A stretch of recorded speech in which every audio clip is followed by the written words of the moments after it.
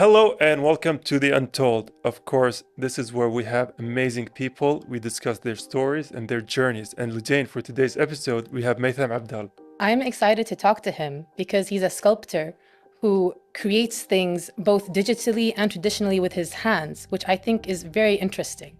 Yeah, and honestly, he's in a very unique position where he's the first sculptor we have here who, if you browse his, social media accounts, he's amazing. It's phenomenal, right? He's very talented. And the thing about sculpting, for me personally, it looks like a lot of hard work, right? There's a lot of thinking process to it. There's a lot of manual labor to it. So I'm really curious to talk to him and find out all the, details about this field. As am I, especially knowing how much time and effort must go into all of these sculptures. I do think we're going to have a lot to talk about today. The way that he bridges the gap between traditional sculpting and digital will be something I think that most viewers and myself will find really fascinating. And with that, we're going to take a short break and get straight to the point.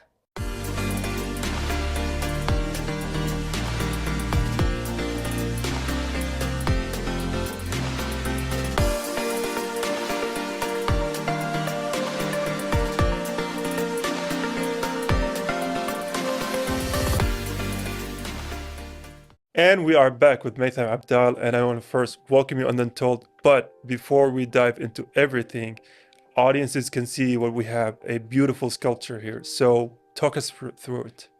Thank you very much. This piece is called يبتسم محزون, Okay. which is when someone is sad, but he's facing people. He's keeping his sadness inside, and he's forced to smile.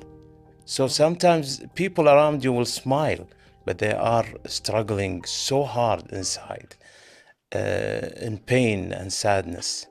This is exactly what it expresses, like someone is shouting, crying, angry, and many feelings and emotions inside your heart, and you can't express it. You just smile sometimes.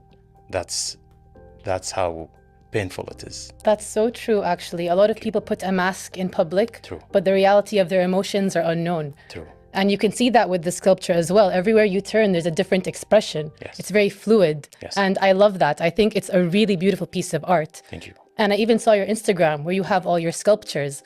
And mashallah, your work is really, really innovative and beautiful. Thank you.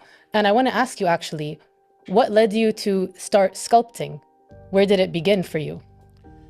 I always loved to play with clay when I was young, and especially in the kindergarten age. When they put clay to us, it was my moment, It's just a child playing. Growing up, started to focus on painting, illustrating. But I remember in high school, they used to teach us pottery. So when I finished the work that the teacher gave us, I started play with clay, and I shaped a nose. From that moment, the teacher came. I thought he would say, "What have you done?" But he was really happy and encouraged me. For me, it was easy, but he saw it something. So he kept me in a different place, and all the other students doing his usual work. And he told me and asked me to focus on this. Going through, I kept working on painting. But when I started to explore each medium of art, I get lost. And I couldn't decide where to go. It wasn't fun anymore. I know it's inside, but there's no real passion to a specific point. So I always tell the story, because it's the real door for us to choose. Yeah. I asked my uncle Farid Abdal, he's an artist and architecture. MashaAllah. He said, search deep in your heart, look into your heart. And that's the way I picked sculpting. It's weird because usually we try to decide things through our mind, our logic.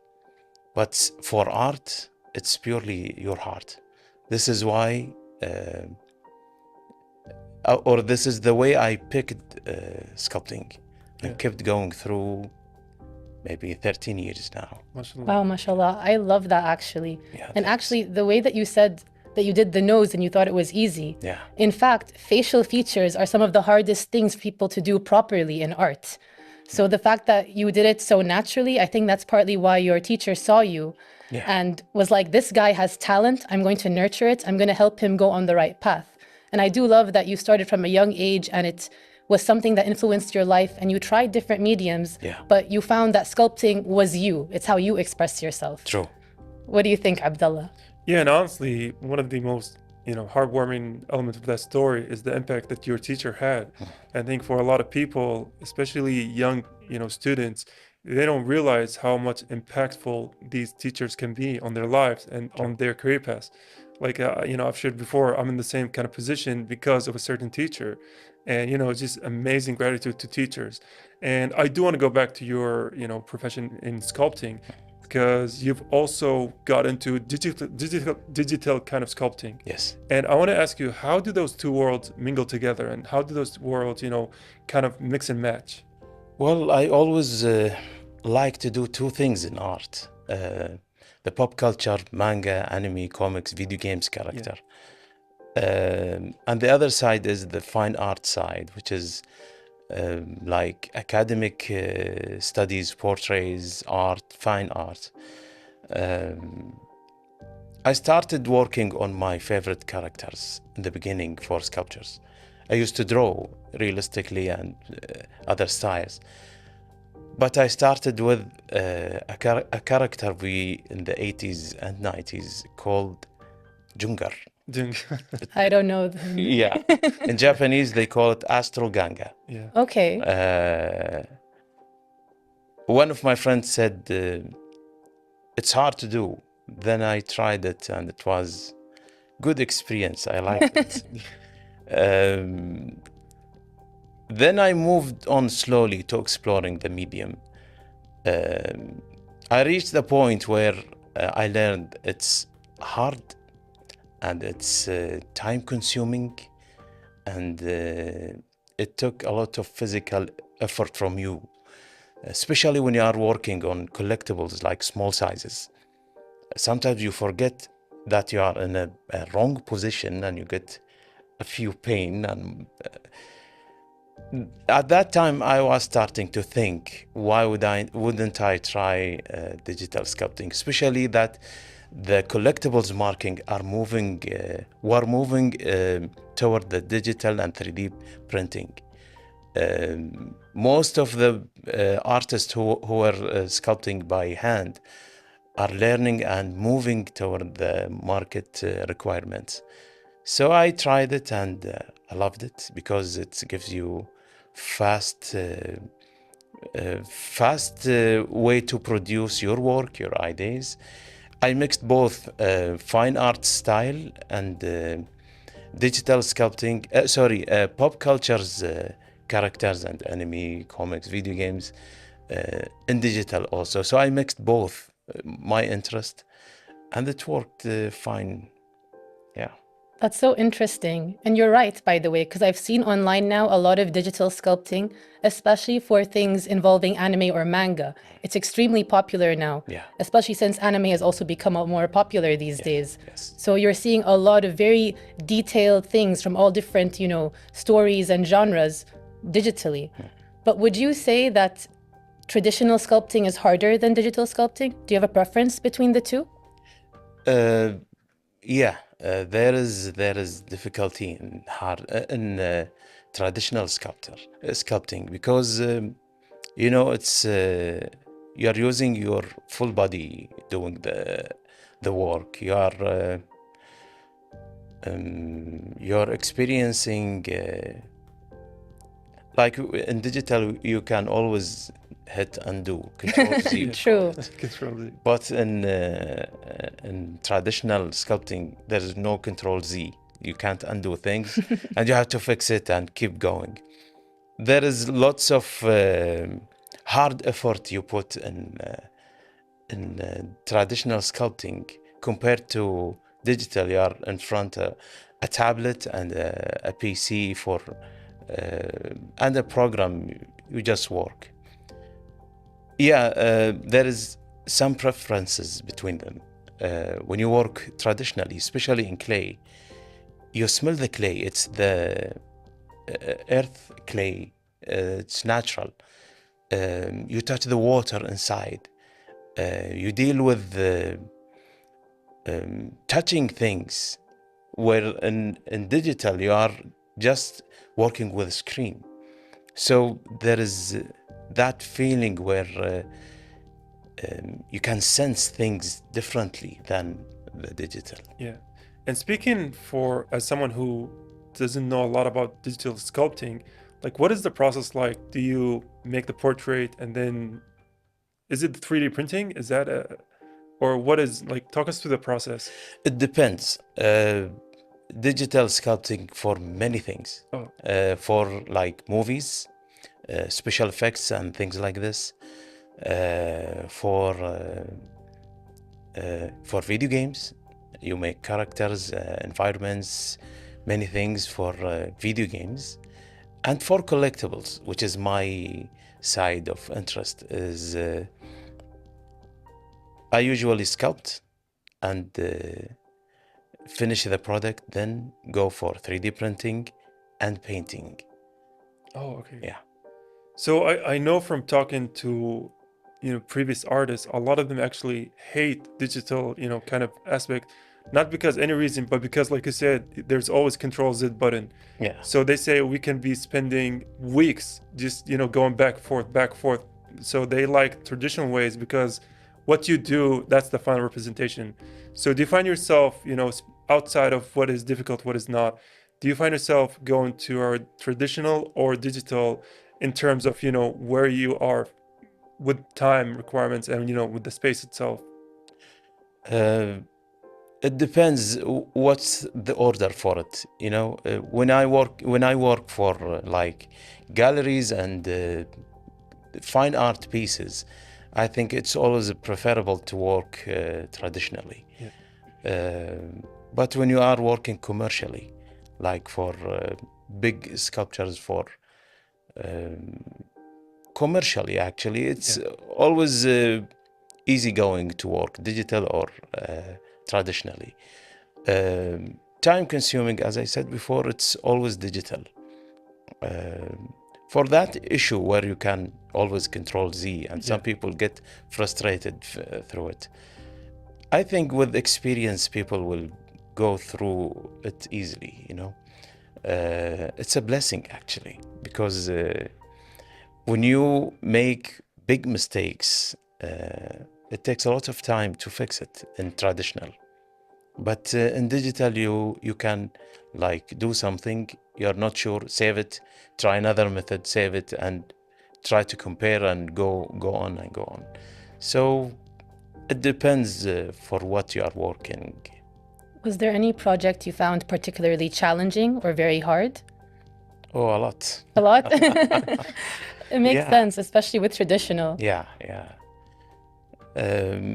It's good to have challenges, by the way, because it drives you and let you learn a lot through it, think a lot. It keep the fire in you going on, and the curiosity is going high inside you. This is why challenge is always good.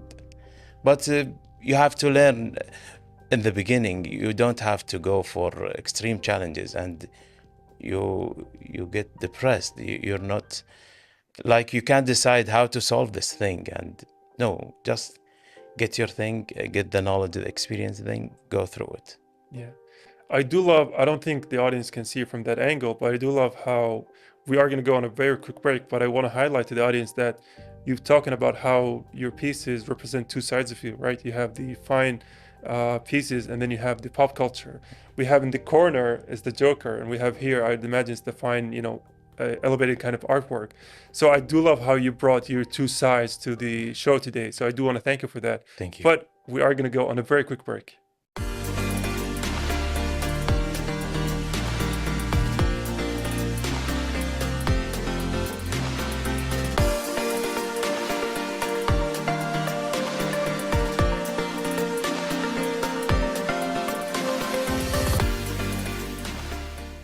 And we are back with Maitham Abdal. And I want to first ask you about something I think, for me personally, outside the whole interview, is something I'm very curious about.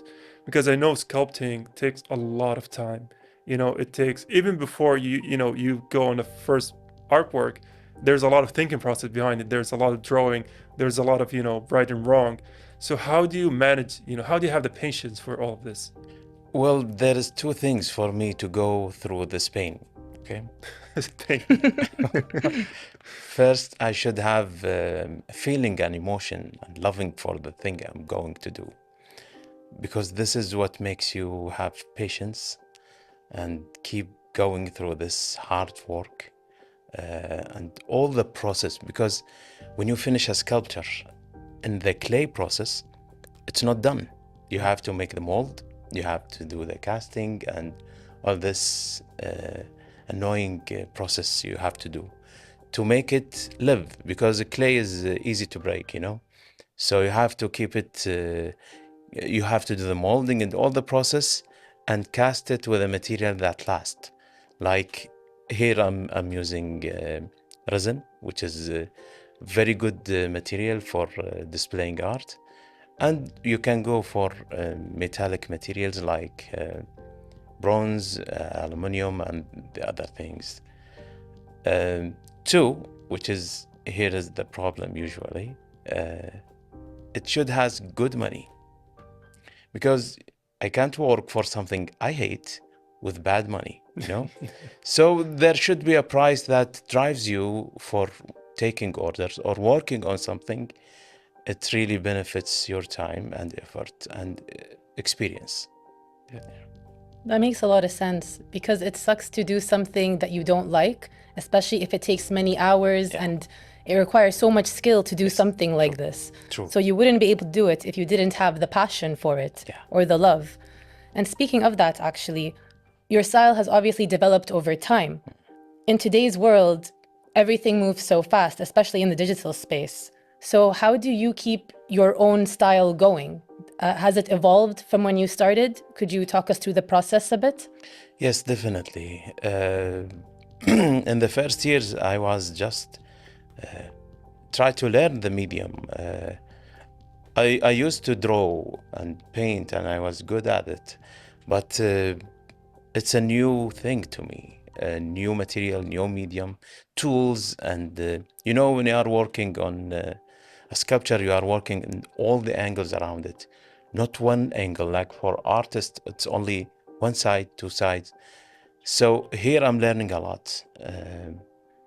Later on, it's definitely when you are working hard and spending lots and lots of time training, facing challenges, and taking looking at and observing artists who are really ahead, you learn a lot. Later on, when you have all the experiences and you level up gradually, you see yourself having a style after lots of experiences. Something comes from inside. Maybe it takes some from here, some from here, some from here. You don't know where you're taking from, but there is a mix. It will happen just like it will be your own touch, your own taste, and the way you go for the form of the shapes and the shapes of the sculptures. Yeah. And speaking about the sculptures, and I'm sure the audience can see how beautiful they are, would you consider yourself to have finally found your style, or you're still a student of the game, right? You're still in that learning process, even after what I imagine a lot of people can call you a professional in this kind of, field? We will always learn. We will always try new things. If you see yourself, you're just reached the way you want, you will feel that you are done. You will not give anything new. But in the same time, you have to admire the way you, or admire the road you took and where you have reached. So you have to know who you are and you have to have to be humble, to know there are a lot to learn. For me, I know I have reached a good place, alhamdulillah, to trust myself, to take orders, to take challenges. I can say I'm a sculptor, yeah, but there is always be lessons to take and new things to try. That's amazing. Thanks. And something I've thought about is that sculptures and art in general tend to outlive the artist. Does that sense of legacy, or knowing that your art is going to be there maybe for maybe hundreds of years, does that affect how you do your work? Because, for instance, a lot of sculptures will last hundreds of years. They're in museums still to this day. So does that affect how you work? It's just expressing myself in the medium, and things I love to do, so I do it. I think all the old masters never thought of it, because especially, let's talk about Van Gogh. Yeah. He never sell anything, only one piece in a very low price, and he died very sad. Maybe he was struggling mentally, but no one cared about his art, and I don't think he ever thought about it. But now, after almost more than 100 years ago, we know Van Gogh very well, his story, his legacy, his paintings. So when you do art, I think you have to do it from your heart. Just express yourself. Any art, whether it's fine art, music, poetry, whatever art you are working on. For me, it's just doing something I love. Yeah, for the love of the game. Yeah. This also reminds me of Banksy, because I know Banksy, I think even for now, a lot of his artworks, if they were ruined or something happened to them, they have a self-destruct kind of, command. And so, yeah, there's a lot of nuance, and a lot of artists love the art itself. And you were talking about Van Gogh. For a lot of artists at the time, art wasn't, they were being commissioned to make a painting, but it wasn't something they can live off of. So they were all the greats that we know, all did it for the love. Yeah. And maybe not always, because sometimes it's an order. Yeah. You have to do it, or that's commissioned. You're done. Yeah. Especially in the Dark Ages. Yeah. Yeah. But also the Dark Ages did give us a lot of the great arts. Yeah. True. And I want to ask you something about, the mix and match between the digital and the traditional world, because digital world is fast and moving rapidly. As a artist in a digital world, do you feel that pressure that, I have a deadline, I gotta make a new sculpture by next week, I gotta release a post, I gotta do this and gotta do that? Like, are you under that kind of pressure? Yes. Oh, that was a fast yes. Yes. It's always it's our enemy, the deadlines. Art is not logic. It's completely different.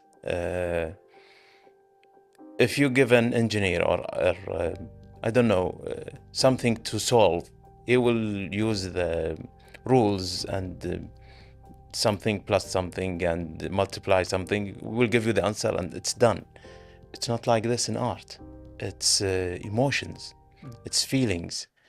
Even if it's something like stable, like characters, well known, and you have to put something from you inside, or it will be just, good. No, you can't accept good. It has to be perfect. It has to have a feeling inside. That's why we get involved in good music, good art, good poetry, because it touches something inside us. And this is something an artist should put in his work. And it's not logic. It's a mix and mostly feelings, which is the hard part. You can't control it with a deadline behind you. Yeah. But you have to be also professional. So you have to make a balance. I think trying to find that balance is quite difficult. Yes. The creative process is not something, as you said, that can be put in a box. Sometimes it hits, sometimes you won't have an idea for ages. Yeah. So working on that, Has there ever been a moment where you created a piece, but it didn't turn out how you wanted, but you had a deadline, so you had to turn it in? How did that affect you, and what did you learn from it?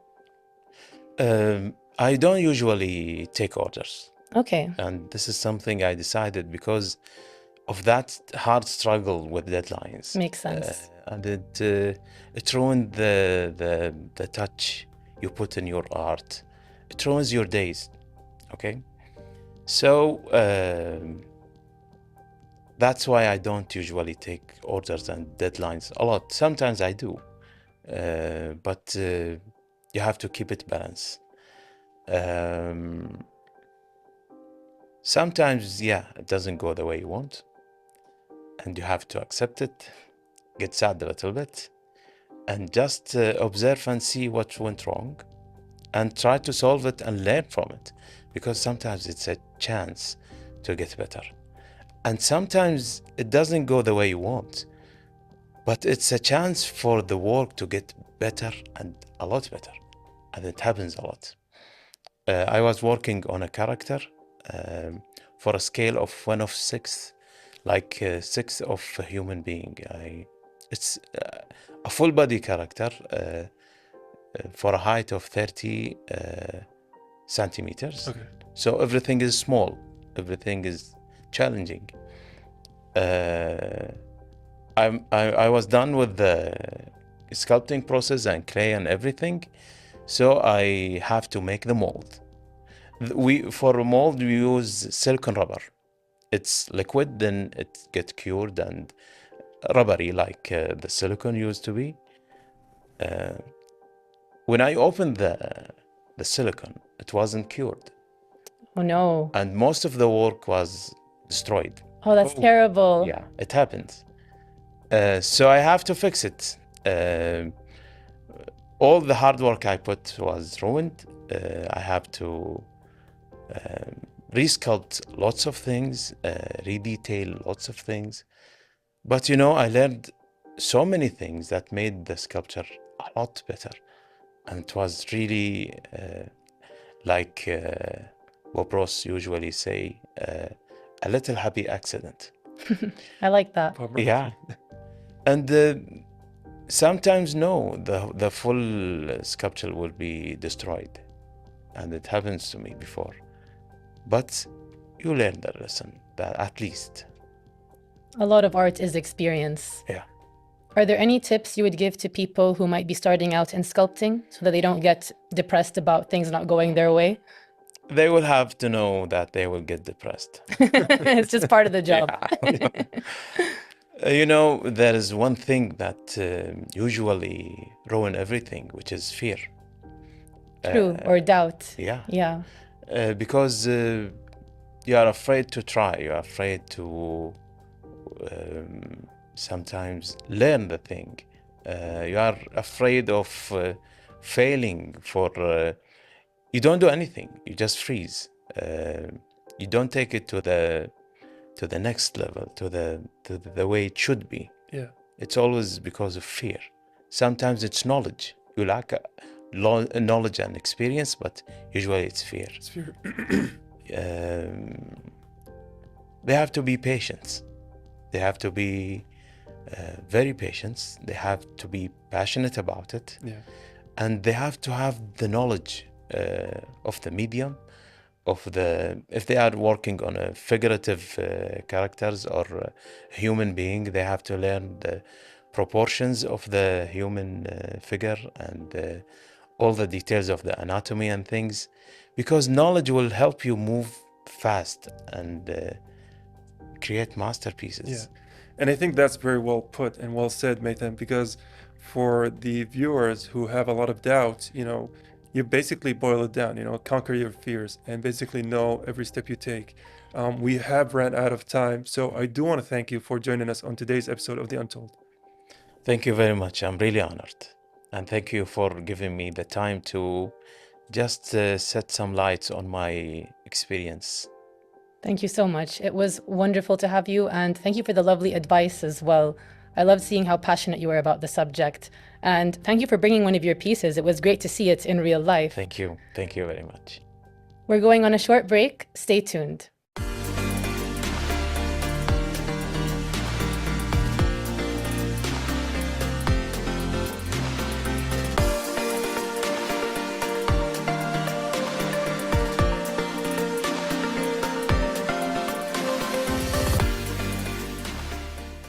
that's a wrap for today's artwork that's called Untold. Another beautiful episode. I was really, I was honestly so taken by Maitham's approach to art in that it was very grounded, right? He wasn't sugarcoating the hard work that takes to get into this kind of field. I also loved hearing how he worked from passion, and everything he did is because he loved to do it. Yeah. He even forced himself to not take commissions and other things because it would ruin the artistic approach for him, which is something I think a lot of creatives suffer with. So to see someone who truly just values their art and their passion, I thought that was wonderful. Yeah, it was. And honestly, one of the key points in the interview, he mentioned, transferring emotions into the art, right? He talked about how all the pieces he make, even those that are related to pop culture, comic books, action figures, they all have something from him, right? They all have a feeling from him. And I thought that was very beautifully well said by him. So, amazing. I agree. And I do love that he's using pop culture to be more relevant to today's world. And it's something that he also is interested in. Because traditional sculpting is not something a lot of people see nowadays, I think. Right. The fact that he does both and bridges them together, I thought that was amazing. And I love the advice that he gave to younger people or people at any age who are starting out to just go for their goals and passions. Yeah, very well said, Lujain. Thank you for that. And thank you, dear viewers, for sitting with us. But that's the end of The Untold. And until next one, goodbye for now. Goodbye.